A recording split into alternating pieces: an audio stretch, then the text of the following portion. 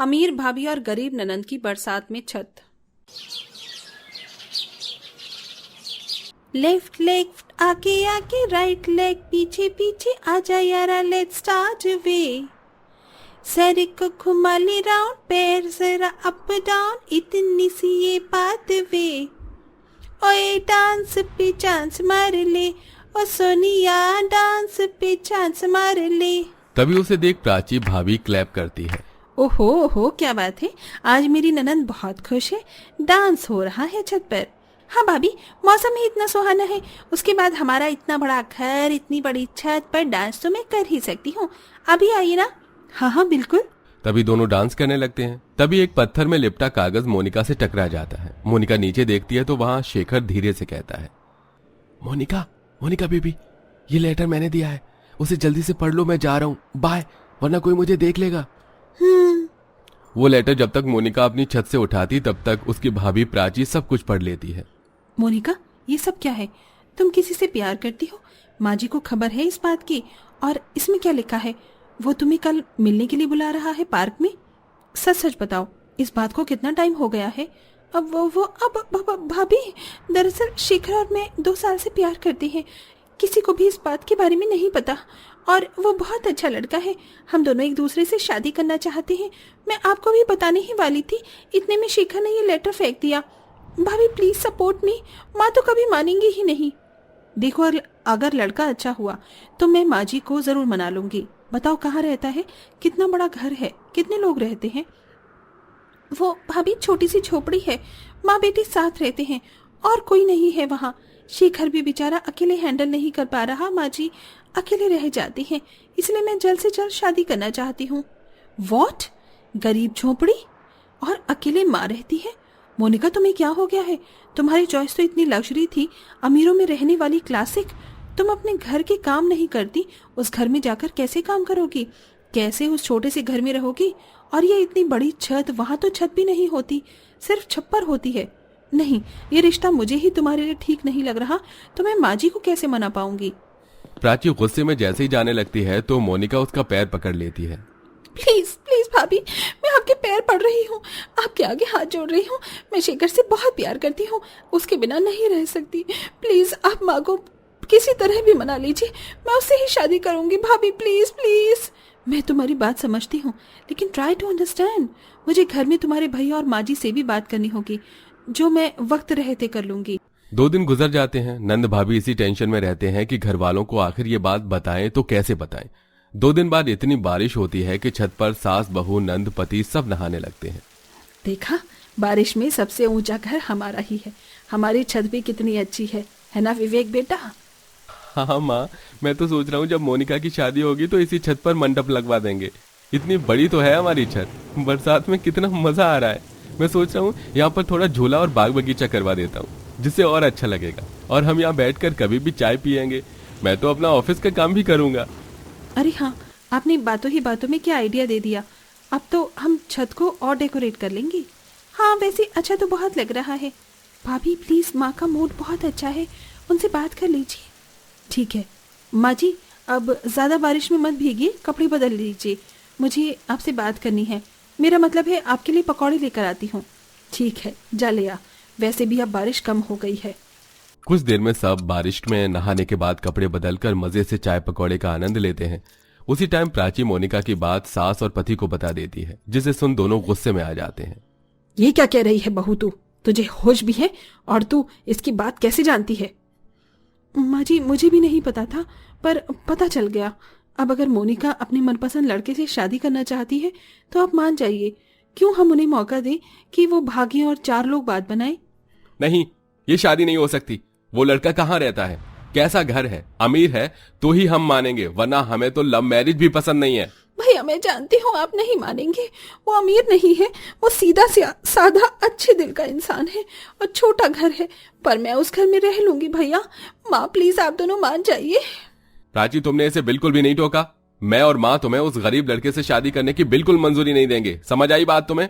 और अगर ऐसा ही करना है तो हमारा रिश्ता तुम्हारे साथ बिल्कुल खत्म। माँ भैया प्लीज मान जाइए, ऐसा मत कहिए। बिल्कुल सही कहा है तेरे भाई ने तुझे, इतने बड़े घर में पाला पोसा और तूने गरीब लड़के से प्यार किया। और तू वहां जाकर रहेगी।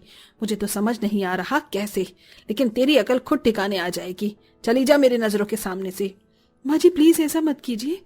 नहीं बहू, आज तो बिल्कुल चुप रहे। कोई भी मोनिका प्राची की बात नहीं सुनता। फिर मोनिका वहां से अपना बैग पैक करके शेखर के पास चली जाती है और बरसात में ही मंदिर में उससे शादी कर उसकी गरीब कुटिया में पहुंच जाती है, जहां उसकी माँ रोहिणी उसका गेंदे के फूल से स्वागत करती है और वो घर में पानी टपकता हुआ भी देखती है। माँ जी, ये सब करने की क्या जरूरत थी, ऐसे ही ठीक था। अरे माँ जी, वहां पानी टपक रहा है। कोई बात नहीं बेटा, वो तो रोज की बात है। बरसात का मौसम है ना, झोपड़ी कमजोर है, लेकिन तू चिंता मत कर। तेरा बिस्तर दीवार की दूसरी तरफ है, वहां पानी नहीं आता। यहाँ मैं सो जाऊंगी। शेखर बेटा, छत को जोड़ने का कुछ इंतजाम कर दे। ठीक है माँ। वैसे मोनिका मुझे माफ करना, मेरी हैसियत नहीं थी तुमसे शादी करने की, फिर भी शादी करके तुम्हें ऐसी जगह पर ले आया हूँ। पता नहीं तुमने मुझसे प्यार क्यों किया, तुम्हारा तो घर भी छूट गया। क्या बहू के मायके वाले नहीं माने? नहीं माँ। हे भगवान, बहू तो इतना त्याग करके हमारी झोपड़ी में रहने आई है। मुझे तो समझ नहीं आ रहा क्या करूं। तू कैसे रह पाएगी हमारे साथ यहाँ? मैं रह लूंगी माँ जी, चिंता मत कीजिए।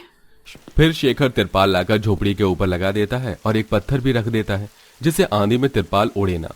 बारिश के बाद भी अब घर में पानी की बूंद नहीं टपकती और गरीब ससुराल में ही मोनिका एडजस्ट करने लगती है। 4 हफ्ते गुजर जाते हैं।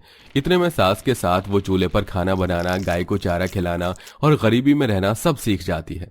लेकिन अब मॉनसून अपना कहर दिखाने लगता है। कभी आंधी तो कभी तेज तूफान आता है जिससे तिरपाल भी उड़ जाता है और खाना खाते वक्त उनकी छत से पानी टपकने लगता है। हे भगवान, ये क्या हो रहा है? खाने में तो पानी टपक रहा है। माँ जी, आप दोनों पीछे पीछे हो जाइए, वरना ये खाना भी हाथ से चला जाएगा। इतनी मुश्किल से तो बाजरे की रोटी और साग बनाया है आज मैंने। तू भी पल्ली तरफ हो जा बहू, और यहाँ कोई बर्तन रख दे तो पानी इधर उधर नहीं होगा। जी माँ जी।